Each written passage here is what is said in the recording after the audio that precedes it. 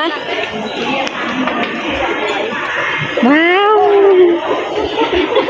ว้าว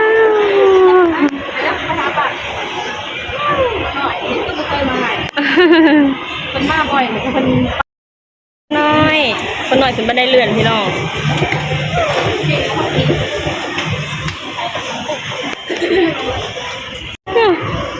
มาจังกีลูกมาจังกีคนบุกไฮไลท์เนาะ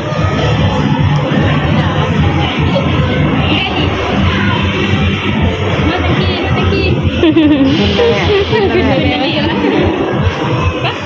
หลักนั่งรถเก๋งนะ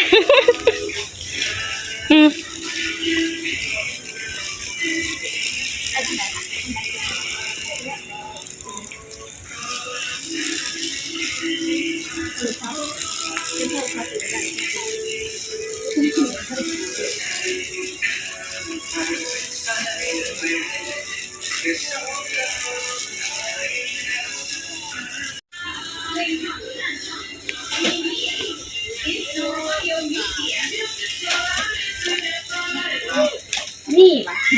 ต้มหลาวะเนี่ย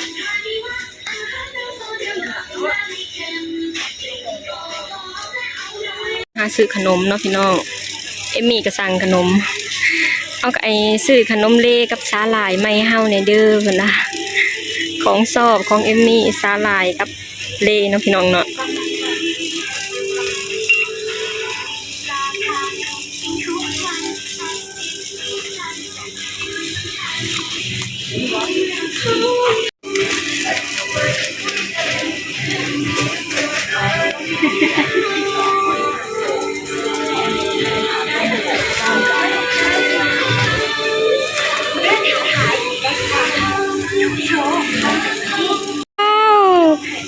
อยู่ในกองขนมตัวเนี่ย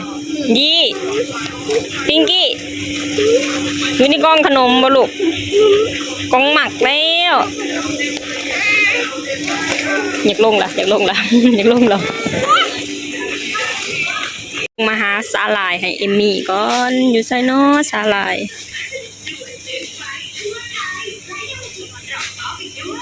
สาหร่ายอยู่นี่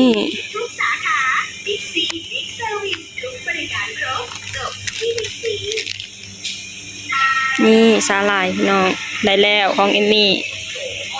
ทงหนึ่งพอนะพี่น้องเนาะใหญ่เติบมาซื้อแบรนด์ให้พ่อใหญ่เสิร์ชเนาะพี่น้องพ่อใหญ่เสิร์ชสั่งแบรนด์ลังนก509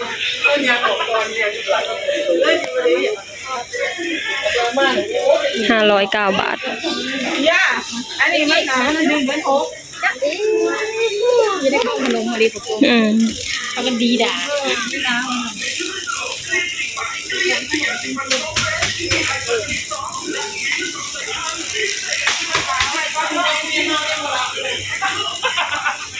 คนน้อยพี่น้องคนน้อยพุ่นแลนเลาะอยู่มาเด้อมาเด้อ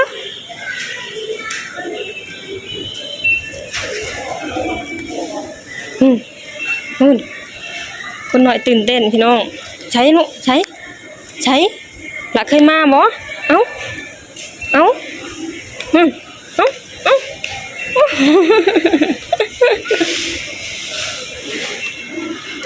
หน่อยเลาะละพี่น้อง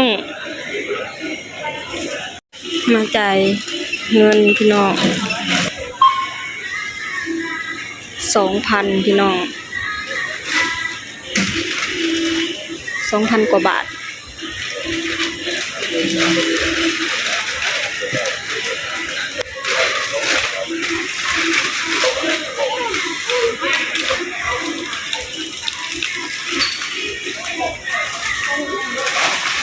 มาเด้อมาเด้อดิ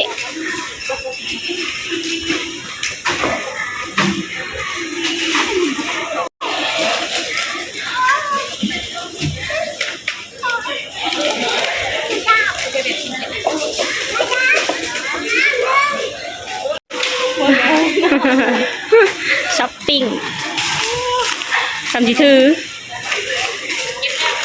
เก็บแล้วปะเมื่อมันปะ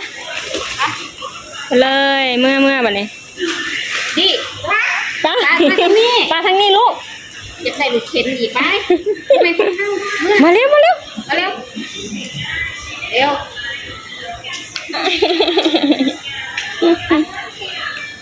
ไปกันเลยเมื่อพี่น้องวันนี้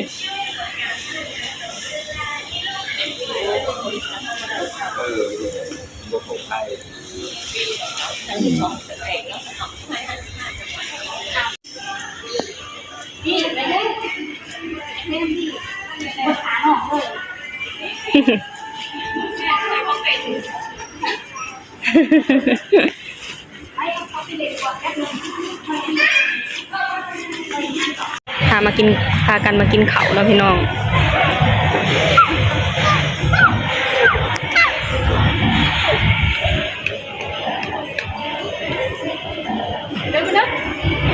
ดิพิงพาน้องมาไว้ป้าเดี๋ยวอีล่ะโอ้โหคนนอนอยากกินของเล่นพี่น้องก๋วยเตี๋ยวนะพี่น้องก๋วยเตี๋ยวไทย3เท่าใด50มีหลายราคานะพี่น้องมากินก๋วยเตี๋ยวไทยเด้พี่น้อง กินหอดก๋วยเตี๋ยวไทยบ่ หนังก๋วยเตี๋ยวไทย หอดก๋วยเตี๋ยวไทยมันสิเผ็ดจ้ะเรากินได้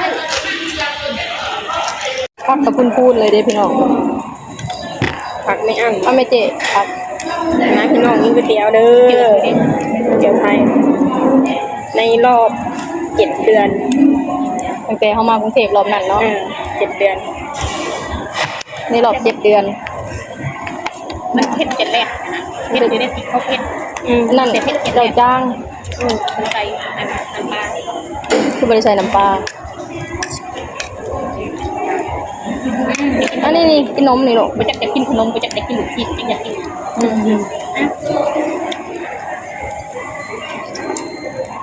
360 บาทแพงกว่าบ้านเฮา20 บาท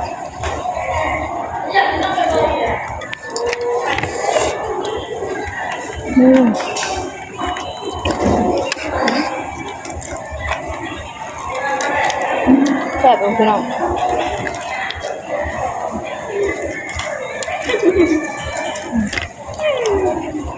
แซ่บปะแซ่บโดยเหรอกินแบบจุกๆเลยแต่สิกินยังแน่ดอกกินแบบจุกๆ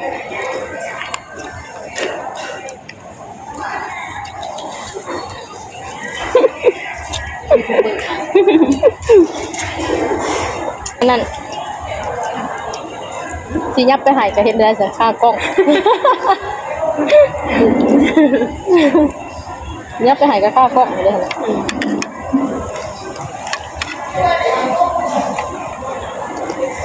แต่ก็โอเคอยู่แล้วมันแสบเนาะแสบอยู่สำหรับกัน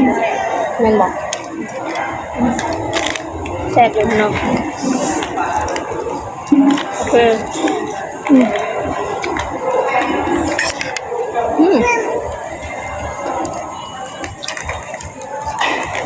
ไปขายดูได้ถูกดิไปขาย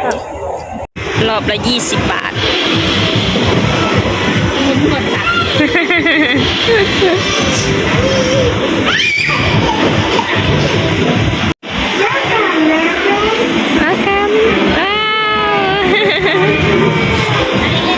งงว้าว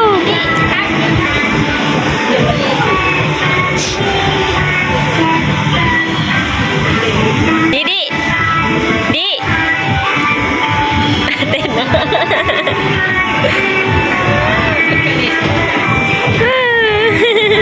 ซื้อนาฬิกาเนาะพี่น้องซื้อนาฬิกาต้องมาซื้ออยู่ไทยเนาะพี่น้องเนาะขนาดนาฬิกายังอยากมาซื้ออยู่ไทยเนาะพี่น้อง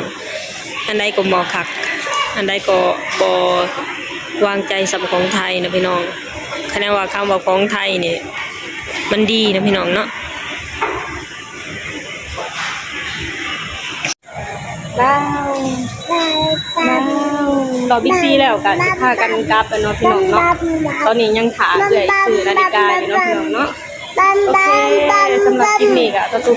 จบคลิปลงเท่านี้กันเลยฝากให้พี่น้องช่วยกดไลค์กดแชร์กดติดตามช่องบอลชาแนลในเด้อสบายดีสวัสดีค่ะเซ ซื้อนาฬิกาให้หลานนะพี่น้องเอาสีนั่นวะมักสีแดงถูกหรือแพงแดงไว้ก่อน เกิดอยากใส่ของย่า บ่